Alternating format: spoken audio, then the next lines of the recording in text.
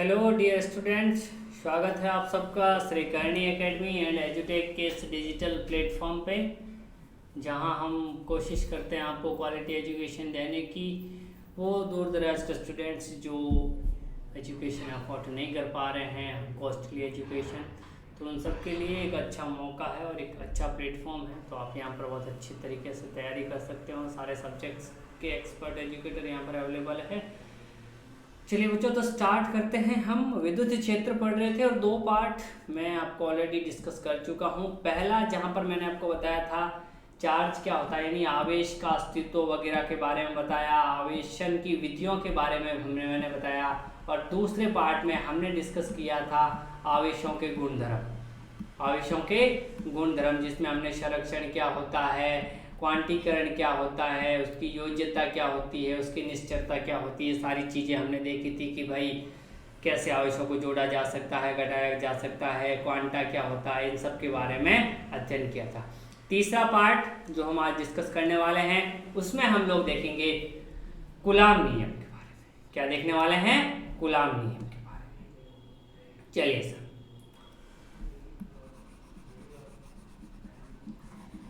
तो कूलाम एक वैज्ञानिक थे।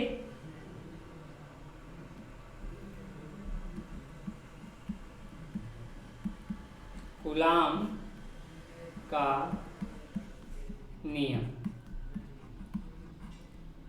कूलाम एक वैज्ञानिक थे जिन्होंने क्या किया था, इसके पॉइंट्स जो है वो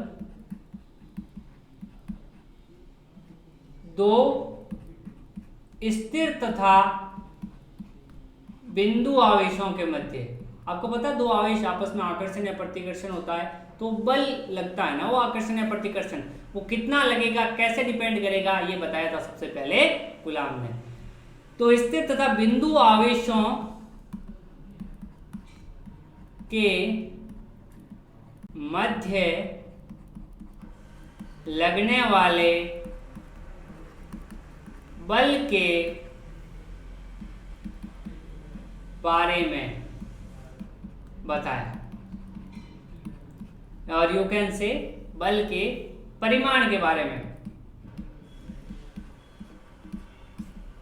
कि बल का कितना मैग्नीट्यूड होगा, डायरेक्शन वगैरह वो तो सब खैर आएगी क्योंकि ये वेक्टर है। तो बट उससे पहले हमें यही पता था कि दो आवेशों के मध्य आकर्षण या प्रतिकर्षण होता है, यानी दो आवेश अगर समान है तो वो एक दूसरे को दूर भेजेंगे, और अगर वो विपरीत है तो कोशिश करेंगे कि पास आ जाए। और वो किससे आएंगे, किस तरह से आएंगे, कितने तेज आएंगे, धीरे आएंगे, या फिर आएंगे कि नहीं आएंगे, है ना। क्या हम ऑब्जर्व कर सकते हैं कि दो आवेश पास आ रहे हैं, ऐसा भी नहीं है, वो सारी चीज़ें भी हम देखने वाले हैं। तो उनके बारे में जो आइडिया दिया था वो कूलाम साहब ने दिया था। अब दो वर्ड आए यहाँ पर, स्थिर तथा बिंदु आवेश, यानी स्थिर होने चाहिए और बिंदु आवेश होनी। मान लीजिए कि ये Q1 है और ये एक आवेश Q2 है, ये दोनों क्या है, स्थिर है, रेस्ट पे है, रुके हुए है, और बिंदु है।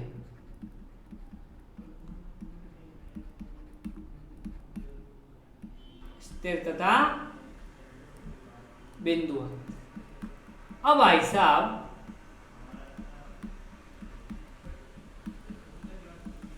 स्थिर का मतलब तो सर समझ में आता, रुका हुआ। बिंदु का मतलब कि अगर इनके मध्य की दूरी मैं मान लेता हूं r, तो अगर मध्य की दूरी बहुत ज्यादा हो, किसके, आवेशों के आकार से,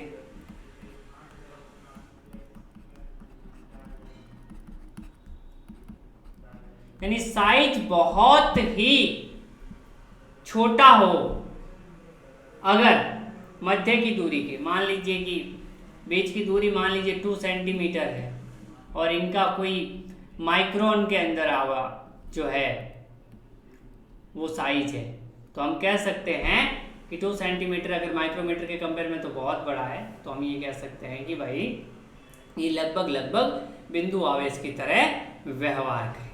तो मध्य की दूरी अगर बहुत ज़्यादा हो, r is very very greater than आवेशों के आकार से तो हम क्या कह सकते हैं कि वो बिंदु आवेश है। जैसे बिंदु द्रव्यमान क्या होता है, मान लीजिए एक कार है, वैसे तो उसका साइज है, वो बिंदु तो नहीं है, पर ये मान लीजिए कि जोधपुर से लेकर बाड़मेर जा रही हैं, कितने किलोमीटर, मान लीजिए कि 200 किलोमीटर, सॉरी हाँ 250 किलोमीटर मान लीजिए, तो 250 किलोमीटर मान लेते हैं कि यहाँ से यहाँ जा रही है, तो दूरी बहुत ज़्यादा है, ये जो तय कर रही है दूरी बहुत ज़्यादा है इसके द्रव्यमान के कंपेयर में, इसके साइज के कंपेयर में, इसका साइज तो इतना सा है ना, और दूरी बहुत ज़्यादा है, तो इसको हम कहते हैं कि बिंदु द्रव्यमान, इसका द्रव्यमान को क्या कहते हैं, बिंदु द्रव्यमान की तरह ले लेते हैं। चलिए साहब, तो ऐसे समझ में आना चाहिए कि बिंदु और स्थिर क्या होता है, छोटा सा इंफॉर्मेशनल बात थी। अब देखिए इसका मेन जो डेफिनेशन है उसके बारे में।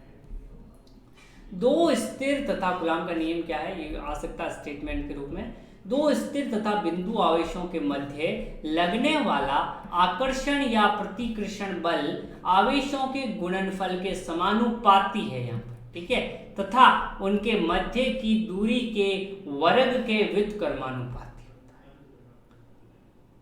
ठीक है। तो ये सारी चीजें तो मिल जाएगी, हम जहां पर देखते हैं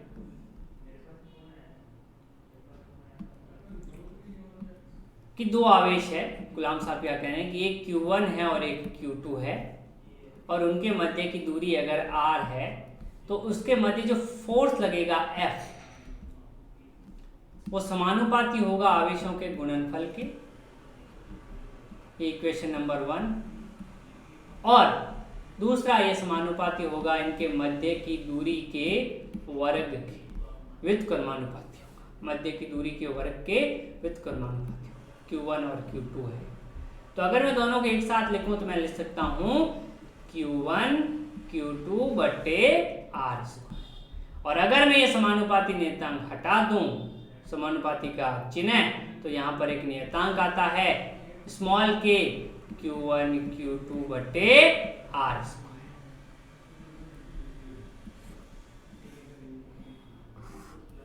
ये फोर्स है, क्या है, ये फोर्स है, इक्वेशन नंबर 1 और 2 है। अब यहां पर आता है k क्या है, स्मॉल k, तो ये समानुपाती नियतांक है, समानुपाती नियतांक है जो निर्भर करता है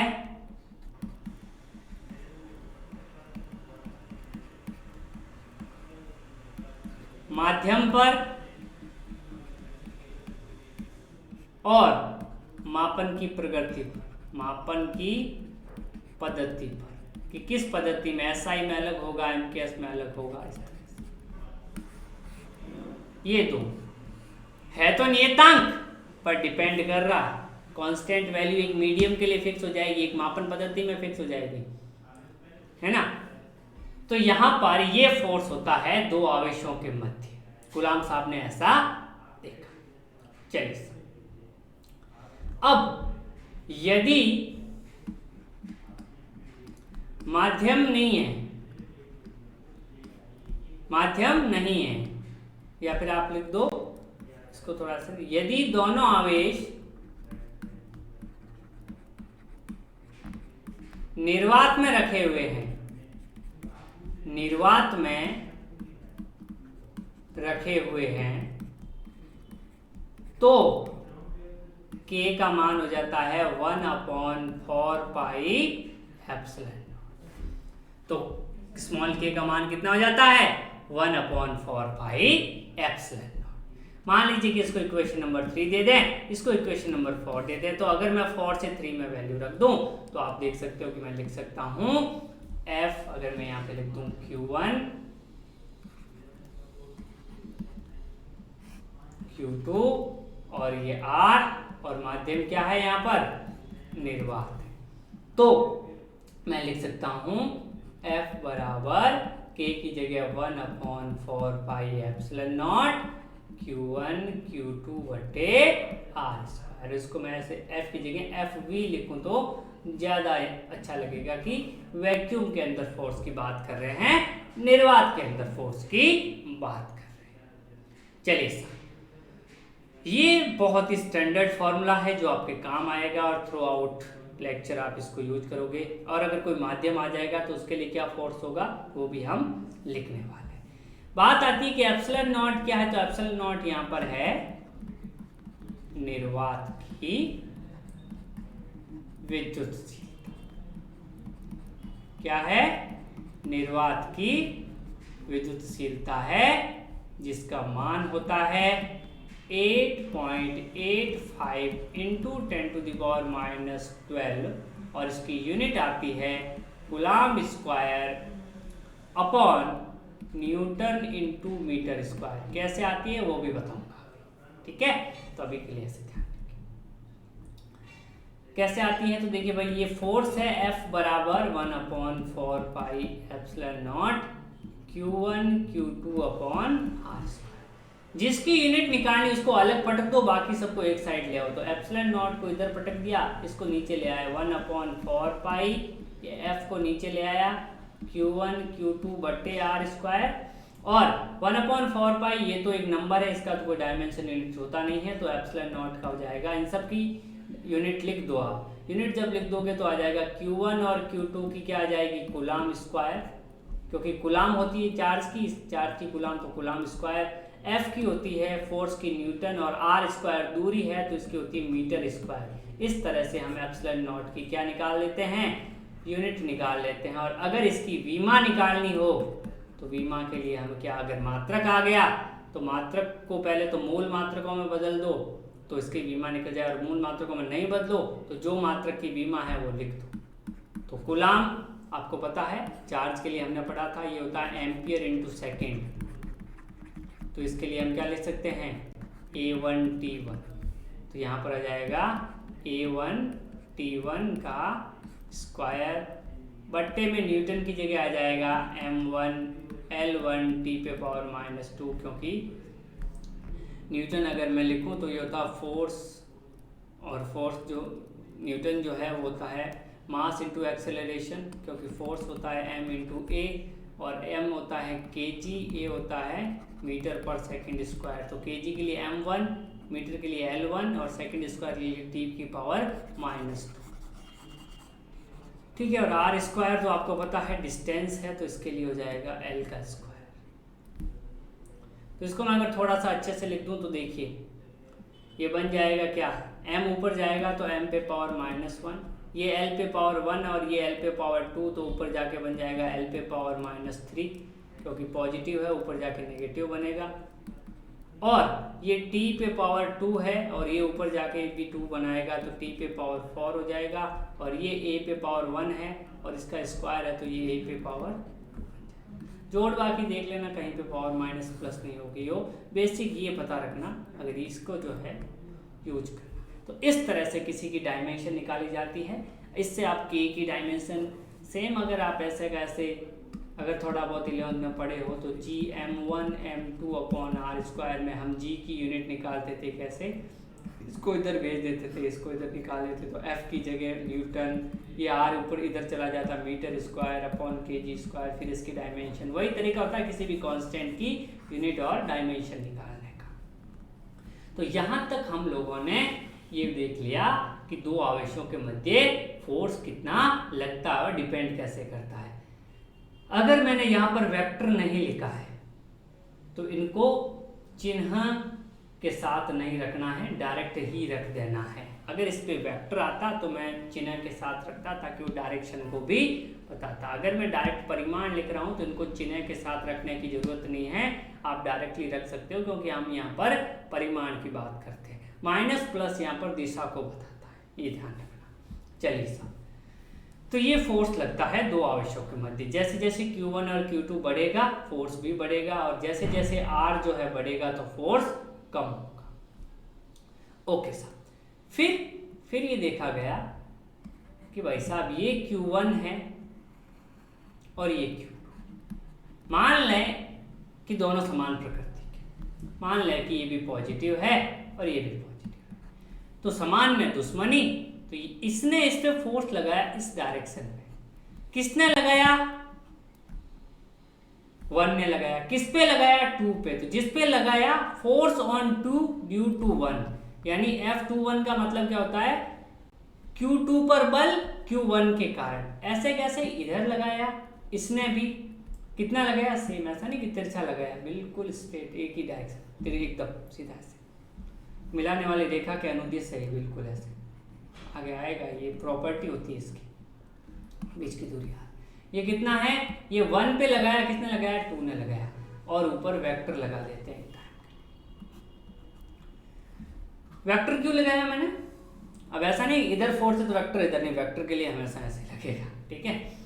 तो ये देखा गया F21 का मतलब है Q2 पर बल Q1 के कारण, और F12 का मतलब है Q1 पर बल Q2 के कारण। ध्यान रखना, ये आगे काम आएगी चीजें। लेकिन अगर दोनों के परिमाण समान है तो ऐसे विपरीत लगेंगे। पर ऑब्जर्वेशन से ये देखा गया कि F12 बराबर आया किसके? F21। वेक्टर में आगे देखेंगे, पर ये परिमाण जब देखा गया तो ये पता चला कि भाई जितना फोर्स Q2 पर Q1 लगा रहा है उतना का उतना Q1 पर Q2 पर लगा। मान लो कि ये इस पे इतना फोर्स लगा रहा है तो 5 न्यूटन का, तो ये भी इस पे 5 न्यूटन का ही लगा रहा है, लेकिन दिशा विपरीत होती है। ये जब मैं आपको कूलाम नियम का सदिश रूप बताऊंगा तब ये प्रूव कर दूंगा कि दिशा क्या होती है? विपरीत होती है। अभी आपको ये ध्यान रखना है कि अगर एक 5 न्यूटन का लगा रहा है तो दूसरा भी 5 न्यूटन का लगाएगा, लेकिन दिशा विपरीत लगाएगा, क्योंकि देखो ये इस पे इधर लगा रहा है तो ये वाला इस पे इधर लगा रहा। परिमाण बराबर है दोनों का, इसलिए मैंने देखो यहाँ पर वेक्टर को इन दो खड़ी डंडियों के बीच में बनाया है ताकि परिमाण बता सकूं। या दिशा की अभी मैंने कोई बात नहीं करी है, और यही जो होता है वो F के बराबर होता है। तो इसको भी अगर आप परिमाण के रूप में लें तो ज्यादा बेटर रहेगा, और यही इक्वल होता है 1/4πε0 Q1 Q2/r², जब ये कहाँ रखे हुए हैं? निर्वात में। जब ये निर्वात के अंदर रखे। चलिए अब छोटे सा सवाल कर लेते हैं, ठीक है। ये सारे थ्योरेटिकल चीजें हैं जो जब आपको नोट्स देंगे PDF इसकी तो उसमें मिलेगी। ये सारी मैंने यहाँ पर करवा दी है, ठीक है, तो दिक्कत नहीं होगी आपको। दो आवेश है, पहला आवेश है 4 माइक्रोकूलम और दूसरा आवेश है 6 माइक्रोकूलम, और 2 सेंटीमीटर की दूरी पर रखे हुए हैं। तो फोर्स कितना होगा इनके बीच? एक और चीज ध्यान रखना, ये जो 1/4πε0 मैंने बताया था ये बराबर होता है K। अगर मैं एप्सिलॉन नॉट की वैल्यू 8.85 इंटू 10⁻⁻12 है ना newton coulomb square upon newton into metre square रखूं, तो मेरे पास जो K की वैल्यू आती है वो आती है 9 into 10⁻9 newton metre square upon coulomb square. किस में आती है? SI में। मैंने कहा था ना मापन पद्धति पर निर्भर करता है, तो SI के अंदर। तो K की डायरेक्ट वैल्यू भी आप याद रख सकते हो कई फॉर्मूला के अंदर। तो यहाँ पर फॉर्मूला क्या आ जाएगा? F इक्वल्स टू हो जाएगा K Q1 Q2/r²। तो F बराबर हो जाएगा K की जगह तो K यानी 9 इंटू 10⁻9। अब मैं कैलकुलेशन पे ज़्यादा नहीं बताऊंगा, मैं बताऊंगा कॉन्सेप्ट पे। अब 4 और 6 ज़्यादातर लोगों ने तो सीधा 4 इंटू 6/2 का स्क्वायर इधर के रख के सॉल्व किया है, तो गलत किया है, क्योंकि यहाँ पर माइक्रो कूलाम है। तो 4 इंटू 10⁻⁻6, ध्यान देना माइक्रो का मतलब 10⁻�6, प्रीवियस लेक्चर देख सकते हो। और Q2 यानी 6 इंटू 10⁻⁻6, और नीचे क्योंकि सेंटीमीटर में है अपने को SI में हमने K रखा है, तो सारा चीज़ SI में रखना है। 2 सेंटीमीटर को कन्वर्ट करोगे 2 मीटर में पहले, और मीटर में कन्वर्ट करने का मतलब है 10⁻⁻² से मल्टीपल करो, स्क्वायर कर दिया। अब ये जो भी आंसर आए उसको हम आराम से कैलकुलेट कर सकते हैं, क्योंकि हम जो है 12th के बच्चे हैं और कैलकुलेशन 9 10th की हम आराम से कर सकते हैं। देखो ये 9 × 4 × 6 कर दोगे, पावर कितनी हो जाएगी -6, और ये -6 -12, यहाँ से आएगी प्लस का, तो ऊपर बचेगा माइनस की 3 पावर, ये नीचे से जाएगी 10⁻⁻⁴, ऊपर जाके हो जाएगी प्लस की, तो ऊपर 10⁻+1 बचेगा। ये 2 × 2 से 4 कैंसिल हो जाएगा, आराम से आंसर निकल जाएगा, कहीं कोई दिक्कत नहीं आएगी। सिंपल सी कैलकुलेशन है। कॉन्सेप्ट सब ये था, जब ये micro coulomb, milli coulomb, nano coulomb, pico coulomb, micro coulomb जो भी दिखे, क्या सेंटीमीटर मिलीमीटर दिखे, तो इसको पहले मीटर में कन्वर्ट करें, इनको पहले कुलाम में कन्वर्ट करें, माइनस की पावर जो भी जितनी लगानी है वो लगा के 10 की पावर, और फिर क्वेश्चन को सॉल्व करें। ये कॉन्सेप्ट इसमें था। ऐसे बहुत से सवाल आपसे पूछे जा सकते हैं। चलिए सर, ये सारी चीज़ें के Q1 Q2/r² यहाँ पर कैसे निकाला जाता है, ये वैल्यू होती है, ये ε0 की वैल्यू होती है, सारी मैंने बता दी है नोट्स में आपको ऑलरेडी। ये बीमा मात्रक कैसे निकाला जाता है, ये ऑलरेडी ये भी बता चुका हूँ, ठीक है। ये द्रव्यमान इंटू त्वरण कैसे फोर्स किया, ये सारी चीज़ें ऑलरेडी हम कर चुके हैं। ये तो बस आपके नोट्स के लिए ज़रूरी थी। ये हमने निकाली थी m⁻⁻1 L3 T⁴ a², है ना। ऐसे हम निकाल सकते हैं के की वगैरह की। अब हम देखते हैं माध्यम में कूलाम बल। किसमें देखते हैं? माध्यम में कूलाम बल। तो यहां पर देखने का सीधा सा तरीका है Fm 1/4πε। अब हमने यहां पे देखा था कि F वैक्यूम में आया था 1/4πε0, वैसे के वैसे अगर माध्यम में है तो आता है 4πε, और एप्सिलॉन होता है माध्यम की विद्युतशीलता। क्या होती है? माध्यम की विद्युतशीलता। और निर्वात में कितना होता है? 1/4πε0 Q1 Q2, ये Q1 Q2/r²। ये वैक्यूम है। अगर मैं दोनों का डिवाइड कर दूं तो देखिए यहाँ पर, अगर मैं लिख दूं Fm/Fv, तो डिवाइड करूंगा तो आएगा 1/4πε Q1 Q2/r², नीचे आएगा 1/4πε0 Q1 Q2/r²। जल्दी में लिख रहा हूँ क्योंकि ये सारा कैंसिल हो जाएगा। बच क्या जाएगा? ε0 ऊपर चला जाएगा, एप्सिलॉन नीचे आ जाएगा। वही बात है। यहाँ पर मैंने FV/Fm किया तो जस्ट इसका उल्टा आ जाएगा, एप्सिलॉन नीचे आएगा, एप्सिलॉन इस तरह से आ जाएगा। तो देखिए यहाँ पर ये चीज़ हो जाएगी, ठीक है। तो जैसे आप इसको डिवाइड करोगे तो आप देखोगे कि ये सारे टर्म कैंसिल हो गए हैं, बच गया उधर एप्सिलॉन, नीचे ε0। तो इसको बोला जाता है εr। εr क्या होता है? निर्वात में आवेशों के मध्य बल या माध्यम में आवेशों अपॉन माध्यम में आवेशों के मध्य बल, यानी निर्वात में कितना बल लग रहा है और माध्यम में कितना बल लग रहा है, उनका अनुपात हमेशा εr के बराबर होता है। εr का मान होता है आपेक्षिक विद्युतशीलता बोला जाता है। इसको क्या बोला जाता है? आपेक्षिक विद्युतशीलता, या इसको बोला जाता है पैरावैद्युतांक, कैपिटल के। ये होता है ε/ε0, यानी एप्सिलॉन बराबर हो जाएगा ε0 × εr। ये भी काफी इंपॉर्टेंट फॉर्मूला है, काम आने लगे तो इसको यानी निर्वात और माध्यम में इस तरह का मतलब होता है, यानी εr। तो अगर मैं ये वाला फॉर्मूला यूज करूं कि निर्वात में बल अपॉन माध्यम में बल बराबर होता है εr के, तो यहाँ से मैं लिख सकता हूँ FV/Fm बराबर εr। तो Fm होता है FV/εr। ये बहुत ही वेरी वेरी इंपॉर्टेंट फॉर्मूला है। εr की जगह K भी लिख सकता हूँ मैं यहाँ पर, है ना।